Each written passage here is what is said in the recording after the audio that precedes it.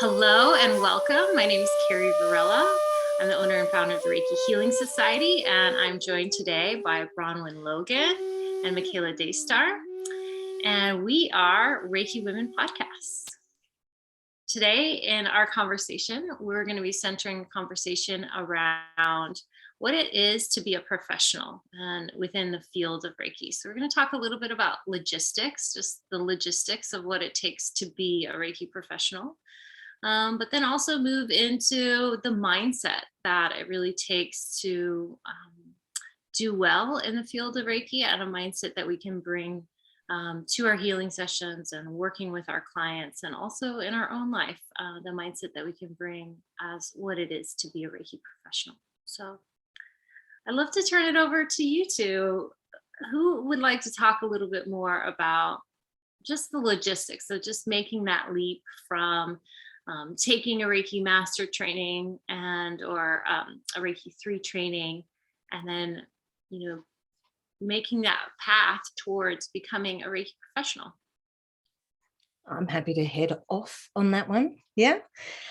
So there is no, we've talked about that before, no regulation within the system of Reiki. So there's no absolute ruling on any of this. And I know lots of people do different things. I'll put forward my suggestion of, what I think sort of works. And as I've also said before, I did work with an association called the Australian Reiki Connection in its early days at setting up ideas for that, as to, we did have these discussions. What does it mean to be a professional logistically? And so what they would ask then of their members. And I was pretty happy with what we came up with, which was that, anyone can be called a Reiki practitioner. So if you've done Reiki 1, you can be called a Reiki practitioner. That doesn't mean you're a professional Reiki practitioner, right? So that being a sort of a separate arm, if you like. But the fact that you've studied the system of Reiki, then you can call yourself a Reiki practitioner. You're someone who practices the system of Reiki. Then if you move past that and you complete the second level, then at that level, hopefully there is some training that focuses on actually working professionally. So, talking about Reiki treatments in a professional perspective.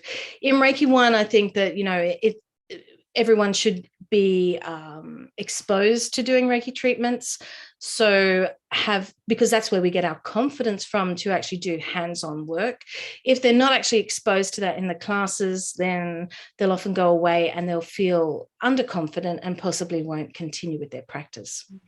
So level 2, getting that experience of what it means to be a professional. So discussing that in more detail in class. And hopefully, there are different things that different teachers will have, different setups with that. At the International House of Reiki, we have that you have like a post-training course that you can do, where we ask you to do so many treatments and then to send in your notes as to how that treatment went. Because the whole thing is that legally we do need to keep notes of our treatment. So if something goes wrong in a Reiki treatment, if someone says, that you were sexually inappropriate or something like that, or whatever, if they were that uncomfortable, that would be something you would note down, that the person might feel uncomfortable. Not that, I don't know, that just all came out a little bit weird, but you're not going to, what I'm saying is that, so if you have notes down, if someone does say that you did something, you can say, well, actually, no, that's not in my notes, and I know that I didn't do it, but it's also not in my notes. So you have that legal bit of paper that just sort of explains very briefly what happened in the treatment. It doesn't have to be in great detail, but something that you have there. So for example, and you also need to keep those notes somewhere secure. Yeah. So that's sort of the first basis, I think. But there are other things that you would need as a Reiki practitioner. to consider yourself professional, I think, rather than just a Reiki course. And that might be some basic counseling. So you know what to say when the person walks in the door, and that you don't say the wrong thing. If someone tells you, you know, that they're grieving because a family member's died, that you sort of know how to deal with that rather than making something up that might actually exacerbate the situation for the client. So educating yourself as much as possible as to what it might mean, having your first aid, because if someone is in your care with a Reiki treatment, that if something does happen to them, you know, if they fall off the table and hurt themselves or whatever it might be, then that you have some facility to be able to help them and know what to do. And also understand about referring on. So if you need to refer that person on to someone else, how that might work. That's some of the basics for a practitioner. I might just pass it over because there's actually lots to talk about with this. So Michaela, have you got any more to add to that about working as a professional practitioner? Yeah, I mean, you know, again, still in the realm of logistics, you know, some things that come up would be, you know, having a business license and some form of liability insurance. Yep. A lot of places, you know, require that for somebody to be holding a business. Other places don't, but it's always a good idea. Yeah. And yeah, I definitely second having, you know, trainings outside of Reiki specific that help to create a container of safety for our students and for ourselves. Being able to navigate the interpersonal dynamics of having clients, you know, from all different backgrounds coming through our space, being able to tend to emergencies if they arise. You know, those feel like a lot of the logistics. I would put also in that having some business training. You know, I mean, I kind of preach this a lot because I, you know, tried to run my Reiki business and called myself a Reiki professional for, you know, almost 3 years before getting any actual training as a business person. And, you know, my professionalism suffered for it, my business suffered for it.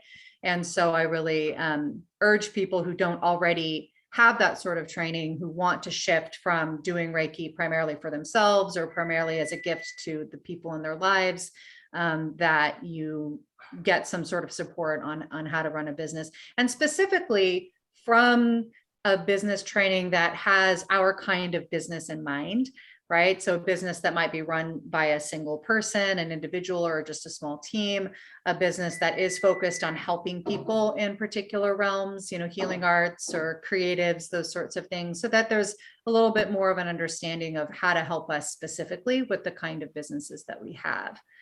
So those are some of the logistical pieces that came up for me as well. I think you guys covered so many good logistics. But I think, you know, starting off, just having that mindset that like you're learning and growing as a practitioner. So I think one of the things that I think is really important that I advise my students now is just not really stepping into that role of spiritual guidance piece, which I think sometimes there's a real pressure to do that, or maybe there is an expectation if somebody's coming to you for Reiki that you can kind of figure out or intuit their, you know, life situation or their energy. And so I really encourage people to keep that very basic of like whatever feedback you provide to your clients. And maybe it does include like, oh, wow, I really felt a feeling of blocked energy in your leg or, you know, near your heart or something like that. And not put a whole lot of meaning behind that, but just say this is simply what I observed. And I think that that's really important. And if you feel like you want to step into a role offering more spiritual guidance, that like to do additional training on how to do that well, because I just really don't feel like, you know, like the Reiki trainings themselves are like an opportunity to learn this healing art, and we put so much into what we can learn in a weekend course. And I think that the scope of what we can learn through Reiki level 1 and 2 and 3 is it's actually a little bit more limited than how it is applied, and so like there's, the training itself, learning how to work with energy, getting comfortable working with clients, but then also, as you grow as a professional, to gain new skills and new training, so that it gives you that sense that like I feel really confident offering what I have to share with people, and what's that calling inside of myself, like how do I want to step into that role as healer. And so I think those are some of the more important things for me. There's another thing that's like coming to my brain, and it keeps like coming in and then leaving, and coming in and leaving. I'm sure it'll come back. Yeah, well, on some of the things that you were saying there, yeah, I do agree. I don't think anyone should ever say that energy is blocked, because I think that's a judgment, right? And that can freak people out. So, feeling something who are we to say what that is, right? And that's someone else's energy and their own lives. So yeah, I think learning how to talk around that is really important, as you say. And what you're saying there, Carrie, is really important, is this ongoing thing. Ever since sort of the system of Reiki has come to the West, we've done quite short courses. And I know also in Japan there were, but also we don't really know what happened in the very beginning of the system of Reiki, but possibly there were more, it was a bit more individual and ongoing. So what we've always tried to do is create sort of that support in some ways. And I know you guys, think in the same way. And I think most teachers actually who really want to teach and want to see their students be successful will be looking at ways of how they can support them be more professional. So ways to do that, there's a lot that you can offer. And I know that people as teachers are doing all sorts of things, extended courses.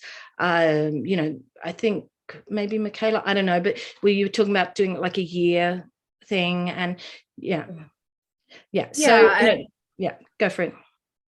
I was just, when you were talking about the way that we tend to cram a lot of information in that weekend format. One of the things that came up around kind of mindsets of professionalism is around, really having integrity with what feels right for us in terms of how we want to impart the information. And so that comes in on the side of being a professional teacher, right? So there's being a professional as a Reiki practitioner offering sessions, and then the potential of being a teacher, which is another layer.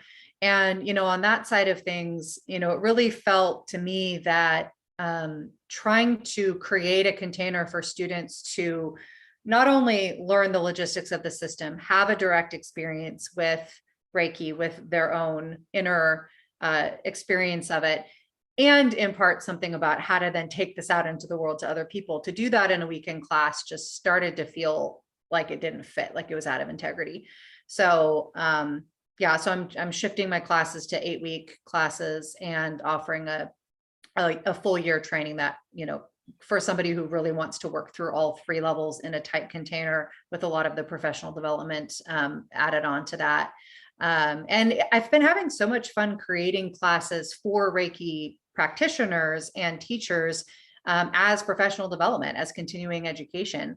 That's a model that exists in a lot of different fields, where there's in some fields continuing education requirements, that you continue to build on your skills and your knowledge within the field and within related fields. And I like that model. And while we don't have requirements for that within Reiki, I love it when folks make that sort of thing available so that we can continue to build and grow. And Bronwen, you mentioned something, I believe, in our last conversation around the value and importance of having a mentor, right? Like somebody that not, more formally than perhaps we might just have a continuing relationship with our teacher, but perhaps some sort of structure around how we're going to continue to be held accountable and also learn and grow and have somebody to bounce challenges off of. And I feel like, even though that's not necessarily, it's certainly not required, it's not, something that's standardized, but it feels like a really important thing to perhaps start normalizing within our communities.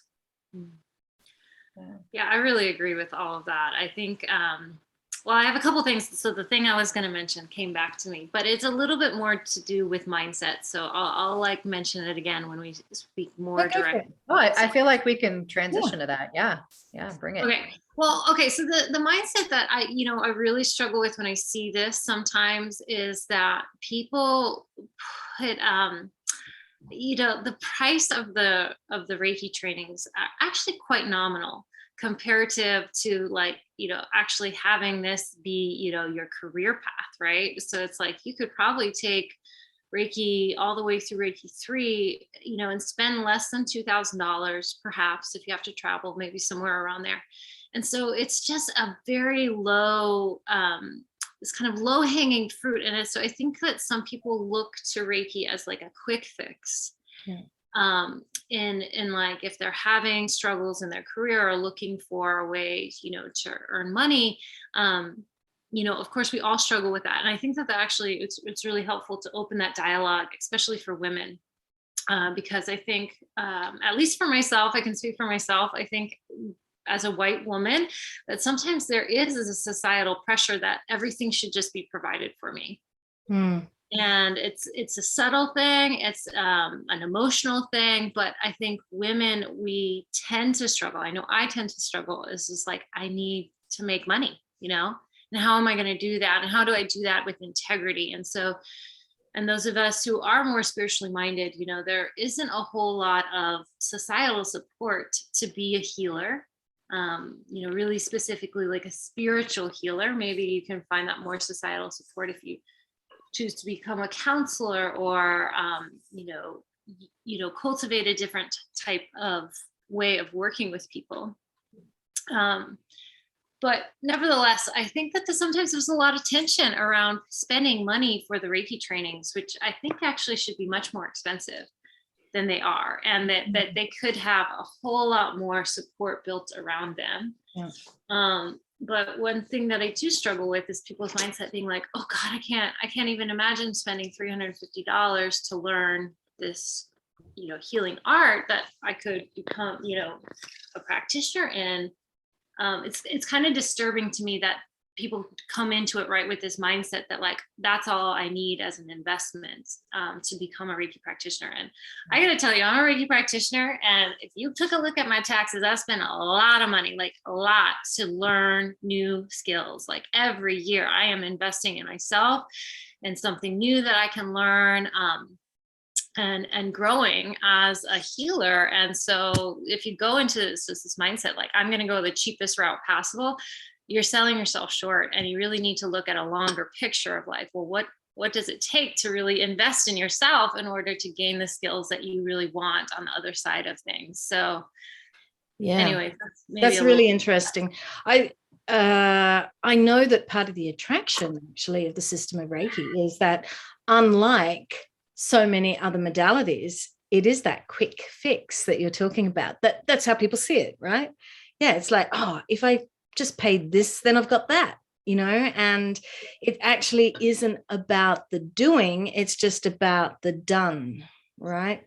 Yes. And there's this phenomenon that happens as a result, which is that, Reiki kind of becomes that gateway into other modalities. I know so many people who are like, who've done Reiki training at one point or another and work in completely different fields. And it's like the Reiki becomes this background, right? It's not active. It like became that stepping stone into other things, as opposed to, being perceived and related to as a complete system that holds its own, And I heard an interview with Nicholas Pearson the other day. It was a really wonderful, insightful interview. And he was making this point around this phenomenon of kind of breezing through the Reiki trainings and moving on to something else, and like layering on all kinds of other modalities on top of it so that the Reiki gets obscured, and that there can be a perception that because the system is simple, that it can be disregarded or it needs to be augmented with other things. Yeah. And I think there's a real, we do ourselves a real disservice with that. And there's a real danger on diluting the system with that, because the system is in certain ways very simple, but it is not easy. It's not easy if we're really going to ask ourselves, what does it require to live our lives as an embodiment of the precepts? What does it actually, ask of us to do that and to walk that path with other people? It's simple, but it's not easy. And that's the elegance of it, is that it is something that can be learned relatively easy. But if we don't engage it and we don't continue to walk along with it, then we're going to easily disregard it as something that had minimal value. And I think there's a real danger there. And it's an interesting thing, Carrie, thinking of connecting that phenomenon with the low cost of classes. I had never made that connection. Yeah. And the mindset too. I mean, that's like, and Bronwen kind of mentioned, it's like, oh, this is a quick fix. And I see women who, maybe are struggling to, take care of themselves or their needs. And so they look for that quick fix. And yeah, it just doesn't work that way. And that's just unfortunate mindset. But I think, and I'd love to see more support. I really do think that, and I agree with that natural evolution, so I first trained in a Western style of Reiki. And so, that's kind of like the mindset that's really burned into my brain. But that thought of like Takata, she taught in a Reiki level 1 training, that this is to learn how to give Reiki to yourself and others, right? And then you kind of build on that skill in Reiki level 2 by adding the symbols. And then ultimately there's the 3A master level training, which is more just about embodying the energy at level 3 of Reiki. And then, an additional training to learn how to train others. But I know for myself, as somebody who's trained hundreds of students in Reiki, it's like my students need my help. Like they need a lot more help, and I'm giving that resource to them mostly for free. And well, maybe you shouldn't be. I don't think I should. I don't think I should have to give them for free because, it's my time and I'm a professional, so I shouldn't have to. But I think it also does a disservice in a way to my students because they don't take it as seriously. And so, after Reiki level 1, yes, like I totally agree with you. What you were saying too, Bronwen, is that you want to give them a sense of empowerment. Like I have learned this skill, and that's always my goal after Reiki training. I just want them to feel really solid that they know what Reiki is and how to give it to others. Yeah. And that's, and to themselves first, actually. And sometimes I'll just focus on, Reiki level 1 for yourself, especially if we're limited on time. I'll kind of add, giving Reiki to others. But that process of actually giving Reiki to others, you need support. Like you should be going back to your teacher and you should be like, oh man, I had this treatment and this sensation came up, or this question came up, or where do I go to get some resources on how to work with people interpersonally in kind of a counseling like setting and work with people towards their healing goals. That all, honestly, it's all can be monetized and a way of supporting Reiki professionals to, earn a better livelihood, but also provide more support and more professionalism for everybody along the path. And I guess one other thing I can say about that is like, then there's this other leap of teaching Reiki to others.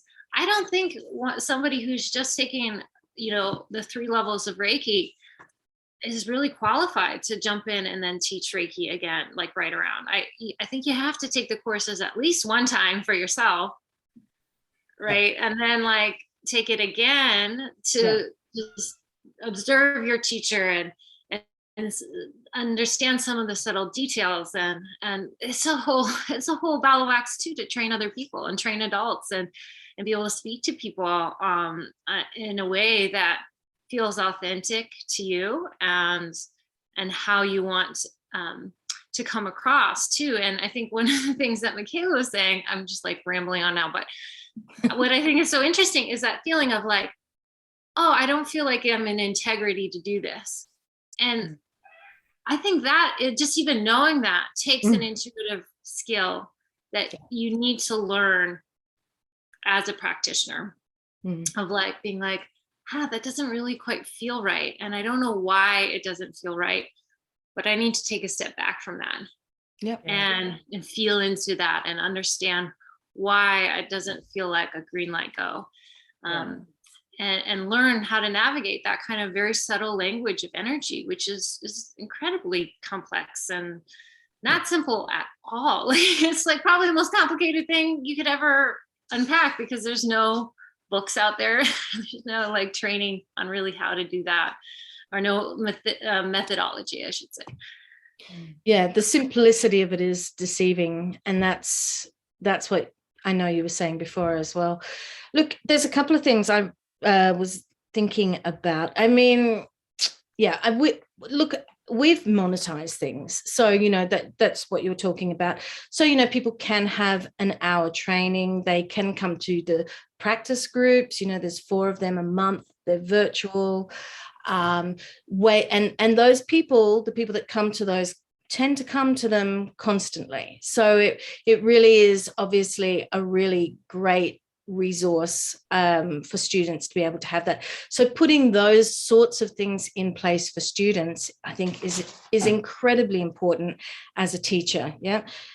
We'll talk about money another day, about I think about how we work that out financially, but I do think that's important to monetize, because you are a professional, and that's the mindset that you need to actually be paid for your time and your work.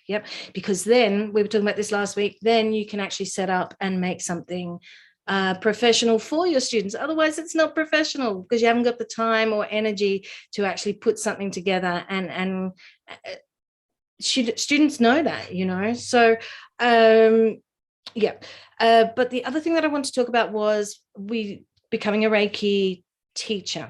Okay, so the logistics of that. We talked about becoming a practitioner, but the logistics of becoming a teacher.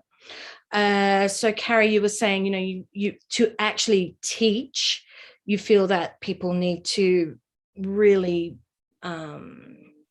be 100% certain about what they're doing and how they're doing it. And I think absolutely. So how do we get people to that point? Because yes, there are these short classes still. So the thing is to set up ways for students to stay in that sort of space as student and develop. So things like the practice groups, like we were just talking about, and ways of extending that, offering extra education. There's I did things like, I did a business course. We have things here called certificates that you can learn as you learn a trade. I did a certificate 4 in small business, a certificate 4 in teacher training. Whatever. I've also had other teacher training. So whatever you can bring in to support you, that may not even be a part of the system of Reiki, but that can support you with that, then definitely, add to that to help you be a better teacher. Now, the other thing that I want to talk about there is maybe mindset, and that is when we use the term Reiki Master. Right from the beginning, I had issues with the term Reiki Master, and because of the mindset that it holds, which is, I am a master of this, right? But, you're a master of what, right? And you've done like a couple of days course and now you're a master? I don't think so. That's not, to me, that doesn't make sense. Someone can call themselves a master possibly, but I think it's more for the student to call the teacher a master. Well, and traditionally, that's how the title, the title is conferred upon, right? And one could say that the teacher confers the title after doing the class, but I completely agree that mastery, right? Mastery happens over time. Mastery of anything. Yeah. Anything, a baby learning to walk, takes a lot of time to gain. Actually, what do they say? 10,000 hours to learn something. Yeah. I think something like that. Yeah. And so I've always found that very curious, and I was never comfortable with that phrasing, and finally kind of really worked out what felt off about it, and just have never felt comfortable utilizing that terminology. And I don't think it's not necessary, right? It's like it's it should be clear enough, to state that we are a Reiki practitioner, that we are a Reiki teacher, that we have done so for X number of years, that we have these types of experiences that help a person understand, where we're at as far as our ability to, to hold space for whatever is happening. There's no integrity in saying you're a Reiki master. Yeah, I actually don't feel. Yeah. It's a nasty term. It just doesn't bring up the right kind of rapport and relationship you want to have. And, I've used that term and through my, for several years in my business. And I kind of just did it because I just wanted people to know I was a professional. Yeah. And I didn't know how else to describe that for people. And then what was the joy was like, I saw, I just don't like the word. I just don't. And so I went through this period where I just took it away. I took it off all of my website, off of my email, off of everything. And I shed this kind of nasty word of master. And I just set it aside. And I realized that it doesn't really matter what your mindset that you approach if you use that term, is that you're going to take on some subtle ego. Arrogance. Yeah, absolutely. There's just no way you can. And then, and it's also a disservice to our students, because I see so many people being like, my Reiki master or my master. And I'm like, oh, that's so nasty. Like, and that's not how I want to relate to my students and it's also a totally racist term. If you think about it, because if you look at Orientalism, Orientalism is this idea of like, oh, this like kind of mythology of the East, and this is how they do things. And I think that there is this like Western myth that, like your enlightened teacher is a master, but I don't even think that that's really part of the language. I could be wrong, but it's more of like a term of respect, or somebody being a teacher, or gifted at transmitting that to others. And so it's more of like a veneration and respect to your teacher. Yet we've in the West, you take on this term master, and I don't know. I mean, Bronwen, you're the expert there, but I don't think I'm an expert, but no, but honestly, from the very beginning, I wiped it completely. Exactly what you're saying. And people were like, yeah, but are you a Reiki master? And I'd be like, I don't know what I gained mastery over this system. No, I have not. I am practicing at a level. I am practicing at the highest level that is able to be studied. And I am doing my best. That's why people found it hard to let go of the Reiki master thing. I think in truth, I think a lot of people feel exactly like you, Carrie, you know what you're saying. And I think that the thing is that letting go of it was difficult, because everyone else says they're a Reiki master. So then there's like this comparing apples and oranges, and which is what, but that's why that was the fortune of writing a book, that you can put it in a book, and then and then people are like, oh, that makes sense. So you can get it out there more. Then people listen to you then. Yeah, I do. But I mean, I think in my bio, I just have to be kind of clear. I'm like, I'm a Reiki practitioner. And that's just what I say. I'm a Reiki practitioner and teacher. And so if you're a Reiki geek, you probably know that I've had to have taken a Reiki master training to be a teacher. If you look at my, if you know the intricacies of that, then I think you'll figure it out. But it's just such an unnecessary term. It's a really unfortunate mindset that we're bringing. I think it causes a lot of people to not really respect Reiki either, because they're like, what, you went on a weekend course and now you're a Reiki master? And I'm like, I don't know, I saw you like boozing it up at the last weekend or whatever. I don't want to judge that, but there's just a lot of I don't know, projection that can happen. Well, and I think thinking back, as you mentioned, that that title is one that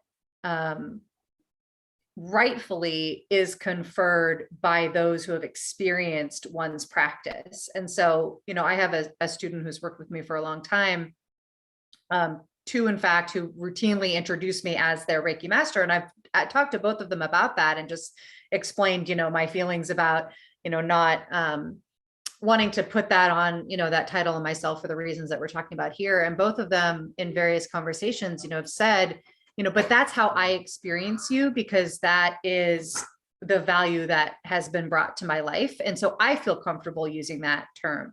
And so from that conversation, it's like, okay, I feel comfortable with you introducing me that way because you've explained that that's how you actually feel, right? It's not that I've told you to call me that, right? Yeah. And so I think there's some subtlety that can happen there, but it really comes back to humility, right? It's like, do we, how do we hold ourselves in our practice? And I feel like if I know for me, if I got it in my mind that I am a master of anything, then my willingness and my ability to do the hard work of continuing to investigate deeper layers within myself around, my progression in that area is going to be diminished, right? That ego thing of like, oh, I've arrived somewhere, right? I'm a master. And so I've arrived somewhere and therefore I don't have to do the work anymore. That's right.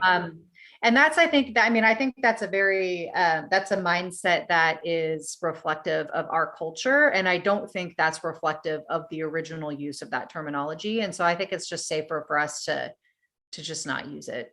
I agree. Yeah.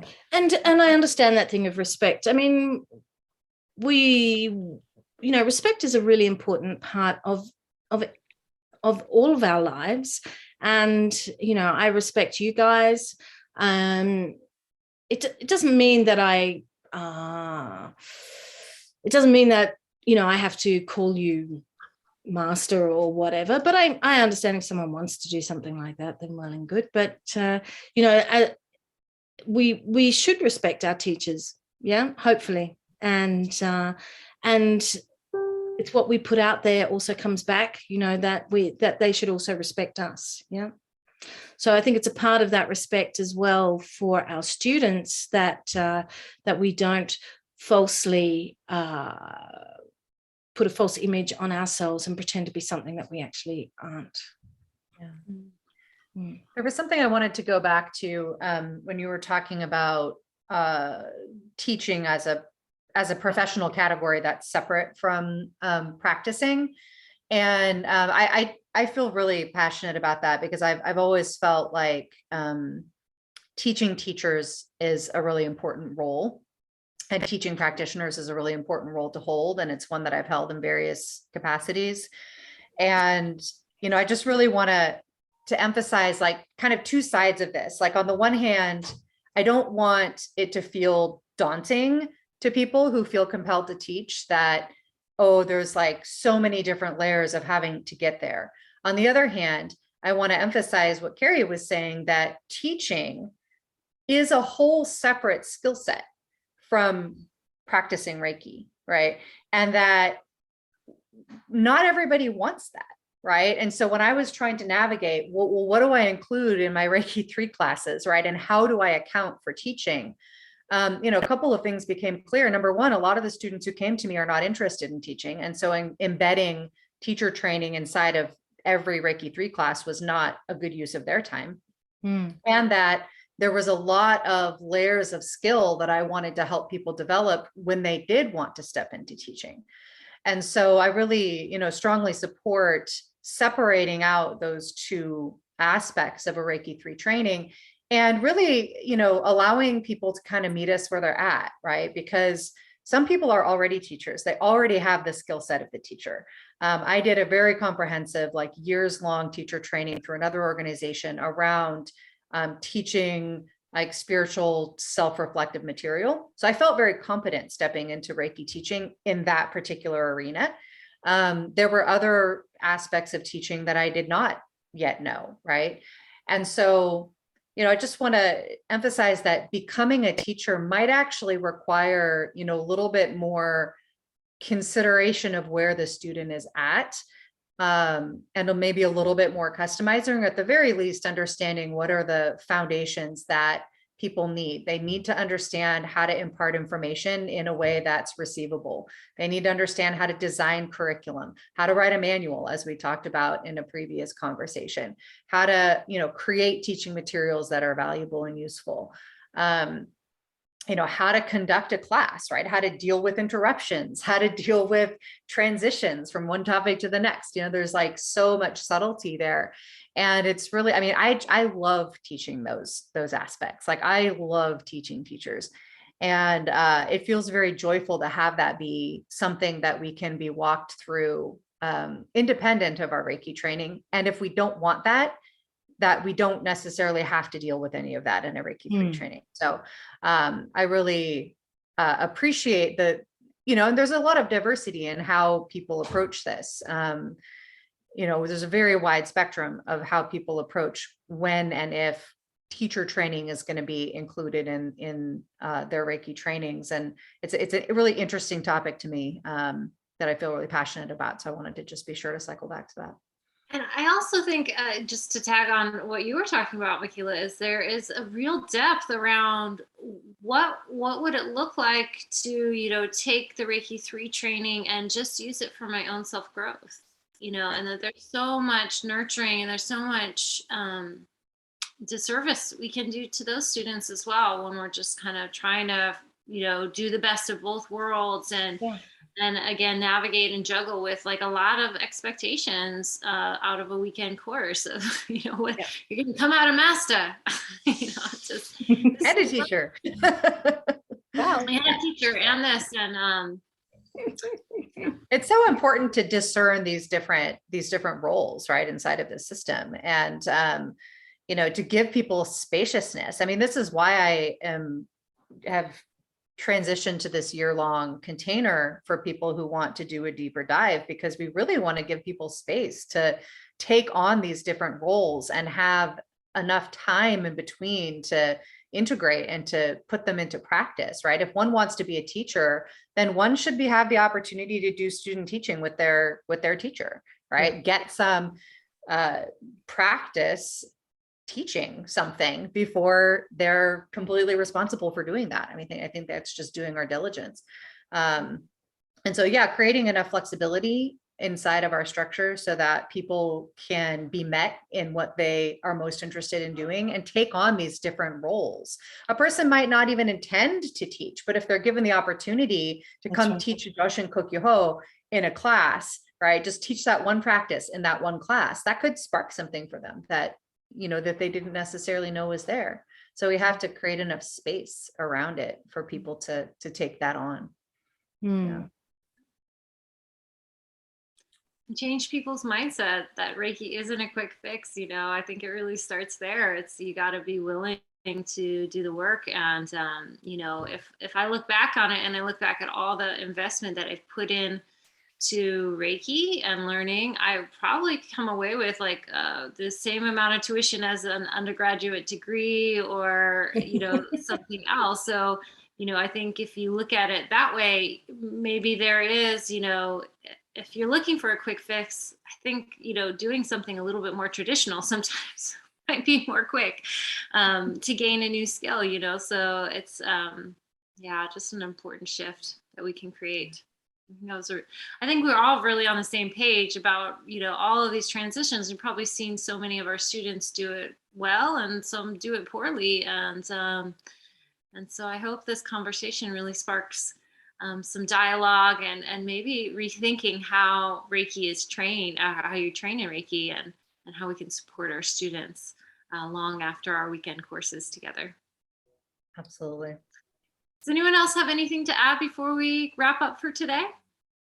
No, there was one thing we didn't mention, which was associations. And I think something like that is a great thing to be involved in, keeping that community thing. We talked about mentorship, whatever ways we can find support apart from our teacher, then that's a great thing to do as well.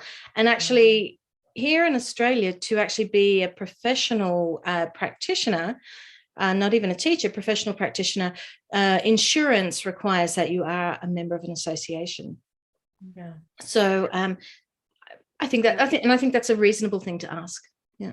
I think so too. I think for a period of time, I really reached out to associations to give me a bigger sense of legitimacy. So I could say, I think at one point I said, I'm a certified Reiki master because, as really being a self-described term, it's, there's a lot of ambiguity around that. And there's a real desire, I think, to right from the outset is just to transmit to, who you work with that you are attempting to work on this professional level and to bring your services out there on that level as opposed to more amateur. Yeah. And I think what I want to end on is that there's no one way to be a professional, that we can take this on into our life in a wide variety of ways. One could have a whole other career happening and still devote the level of integrity and care and training to the Reiki side of their life, to be called a professional in that realm as well. And I think it's all needed, right? It's like, I feel like the world needs all of it. It needs as many people as possible who are doing that internal work first and foremost, as many people as possible who are endeavoring to live our lives as an embodiment of the precepts. And then for those who feel authentically called to share that with others in any capacity, whether it's through sessions or through teaching or through conversation, through sharing, in a modality like this podcast, that it's needed, right? And I often have had conversations with people who feel really overwhelmed and feel like it's a saturated market and that there isn't room for them. And I want to tell you that there's room for you. And making that room requires certain things of us, including articulating our values and articulating who we are, what matters to us, so that we connect with the right people. I did a interview on the Reiki Business Collective podcast recently around being a values-based business and the importance, to our effectiveness and our ability to connect with the right clients, in terms of articulating our values really clearly. And it's all needed, right? And as long as we're approaching it from a place of heart and a place of integrity and a place that's not just about that quick fix and that quick, I'll just, be able to, just make some side money on this without having the heart for it. It's totally fine to make side money doing Reiki if your heart is in it. And if it is, it's needed. So if you're feeling overwhelmed, if you're feeling like the market is saturated, if you're feeling like you're not needed, you are, and there's a way to contribute. And so reach out if that's something that is on your mind. And if that's a question that you're sitting with, we'd love to have more conversation with you. Yeah, absolutely. Well, thanks again so much for joining us on this Reiki Women podcast. Next week, we're going to dive into a very good question as well. We'll take this topic of professionalism and relate it back to money. So a lot of mindset stuff around that. Yeah. Yeah, there's probably going to be some intensity around that, but it's so good to talk about it, right? It's so good to talk about it. So for now, we're going to say goodbye. And if you didn't know, all of us here at the Reiki Women podcast have cat sidekicks. So we're going to say goodbye and then also maybe have our little cat come in and say goodbye too. Here's mine. She's right mine disappeared. No, there she is. Black on black, but yes. And this is a whole different cat sidekick than the one that was with me in the beginning of our conversation. There's just an endless supply of cat sidekicks around here. Mine have taken off. Mine was sitting on my lap most of the call, but anyways, we'll have more opportunities to showcase our cat sidekicks because we love them. All right. Well, thanks again, everyone, for joining us. Please share your questions and comments about this episode with us, and we'd love to hear and dialogue further with you. And until next time. Bye-bye. Bye-bye. Bye.